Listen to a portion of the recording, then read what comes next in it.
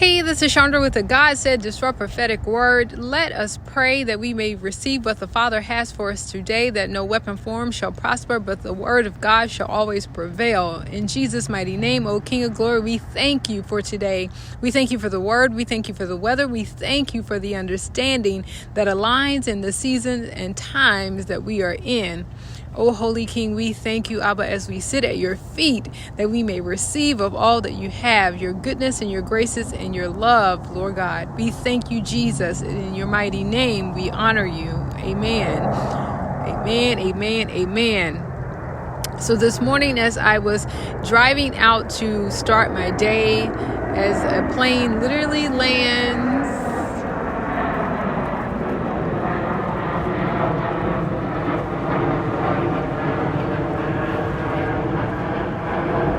cue the plane and the cars. It's like the Truman Show. If you've ever seen that, you'll understand. I'm going to lead this a little bit, the Truman Show. So this morning around 8:26, as I was out starting my day, I saw a 18-wheeler with the word covenant on the side of it. And God said, my covenant is printed, fixed, and firmly established. No matter how you see it, think about it, or calculate it, I am a covenant-keeping forever God. Every knee will bow and every tongue shall confess Jesus Christ as Creator, Lord, and Savior of all. Yes, God said covenant agreement. Covenant means agreement. As I looked up the definition so that I could give you what the world calls it, an agreement. God said, I'm in covenant with those who are Israelites. Theirs are the adoption of sons, the glory, the covenant, the giving of the law, the worshiping, and the promises, as Romans 9:4 tells us. And then as I furthered my studies, I looked at Romans 11, chapter 11, and that tells us how God graciously chose his remnant. So spend your time there. And I read it in the EHV, the Evangelical Heritage Version, because it's giving a different perspective in this season. God said his anger on all who reject him are covenant breakers. And that word covenant breakers is only used once in scripture, and it's found in Romans 1:31. All of Romans 1 speaks to being classified as a covenant breaker. But in this season, please read and understand context, because as I looked at the time, it was around 8:26, and in Hebrews that means astrologer, and that took me into the book of Daniel, chapter 2, chapter 4, and chapter 5, as we see where Daniel is the authority that is leading the astrologers and the wise men that Nebuchadnezzar had put him in charge of. But as we further our studies, you'll quickly find that Daniel was the overseer for those who were in New Age, those who were in astrology, those who were in the dark magics. He led them into understanding where real authority and power comes from God, our Creator, from God, the Most High. Amen. Yes. And so as we learn that Daniel was the overseer for those all those false religion, false idolatries that are plaguing our time today, God said, I am the covenant-keeping God. I am a covenant-keeping God, a forever covenant-keeping God. Further my studies into Greek 8:26, it means to beam forth, to shine. 2 Corinthians 4:4, but with the context of verses 3-6, says, in the case of those people, the God of this age has blinded the minds of the unbeliever to keep them from clearly seeing the light of the gospel of the glory of Christ, who is God's image. And it just so you can understand the context, it says, but even if our gospel is veiled, it is veiled among those who are perishing. In the case of those people that we are called to try to save, the God of this age has blinded them. The God of this age is Satan and all demonic idolatries. They have been blinded in the minds as unbelievers to keep them from clearly seeing the light of the gospel of the glory of Christ, who is God's image. Indeed, we do not preach ourselves, but Jesus Christ as Lord, and ourselves as the servant of Jesus for Jesus' sake.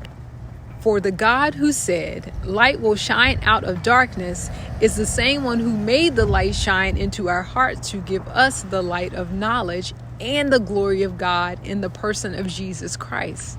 God said, my covenant is printed, fixed, and firmly established. It's rolling into generations to generations into generations forevermore. God said in Isaiah 59:21, as for me, this is my covenant with them, says the Lord. My spirit who is upon you, and my words which I placed in your mouth will not depart from your mouth, or from the mouth of your offspring, and from this mouth of their offspring, and from the time forward forever, says the Lord. God said, be in Jesus' covenant or be out of covenant. There's no half in and half out. This is not lukewarm tea or coffee time. God said, fully love his righteous way or completely hate it. You won't win treading lightly across horoscopes every morning, or looking into New Age, or waist beating, or yoga, or any charms. God said it is a deal breaker for him. God said, follow my covenant fervently to operate righteously. Follow me to live diligently, and follow it and me to witness as me. God said you must follow his covenant and him to witness as him. God said, my covenant is printed, it's fixed, and it's firmly established, and it is ever rolling.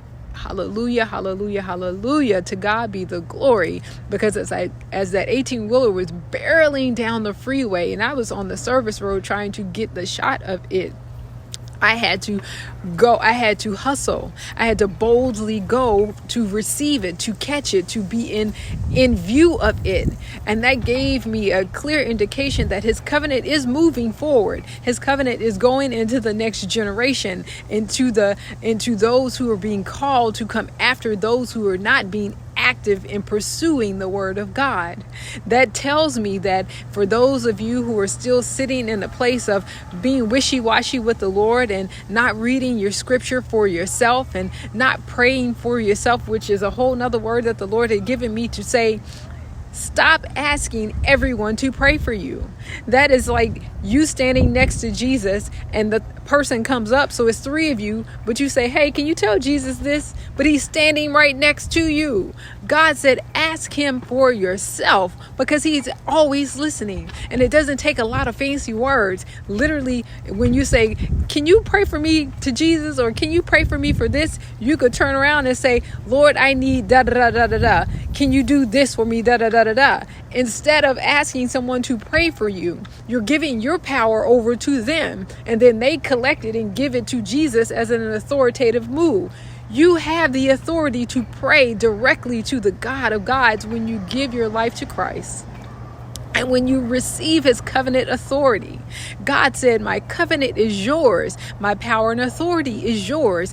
If you walk with me, if you believe in me with your whole heart, and when you give your life to me, I give you the authority to talk to me. I give you the authority to pray to me, to praise me, to worship me, and to give others life. In Jesus' mighty name, we want to help those who are being blinded by the enemy in this hour, because the Lord God said his covenant is rolling forward. It is ever present. It is ever moving. Yes. And you do not want to be left behind trying to figure out, well, how do I pray to the God of gods?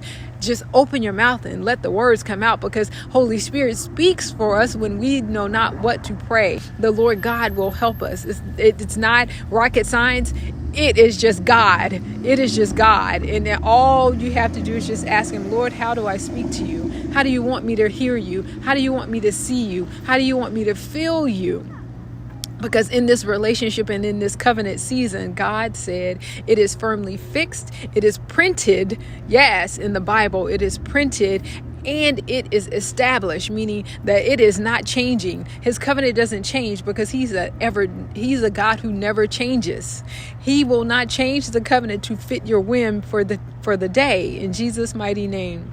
Oh, he's so good, y'all. I love him. I love him. I love him. And I pray that you receive this word, because this is for someone's in particular that are still on the fence. Still, you got a house full of things that you shouldn't have. You've got to purge your house. You got to purge your mind, body, soul, and spirit, so that the Lord God can dwell with you in this season. As he's calling us into a season of gathering, it is because there are some very particular things that are coming down in 2025 that you have to be in righteous standing to receive the benefit of, or you receive the offset of it, which is the punishment of, because he doesn't sit on the fence.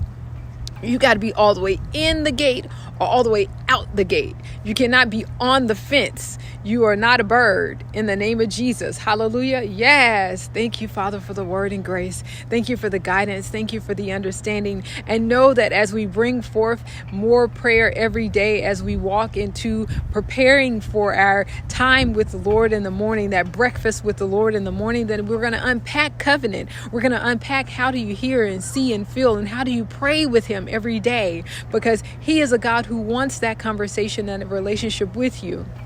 To God be the glory, in Jesus' mighty name. Oh, thank you, Father, for the word. Thank you for the grace and the understanding and the revelation to share with your children, that God said, my covenant is fixed, established, and firmly rolling forever and ever and ever. Amen. Be sure to like, share, subscribe, and hit the bell, and tag a friend and share this with someone, so that they will be in the understanding that God is saying, come pray directly to me. Come and ask me. Look up my covenant in Old Testament and New Testament, in Romans 1, and then Romans 11 gives you a lot of detail about your Father and his covenant. Yes, in Jesus' mighty name. Now God said, go supernaturally, operate, live, and witness in Jesus' name for his glory. Hallelujah, hallelujah, hallelujah. Yes, it is so.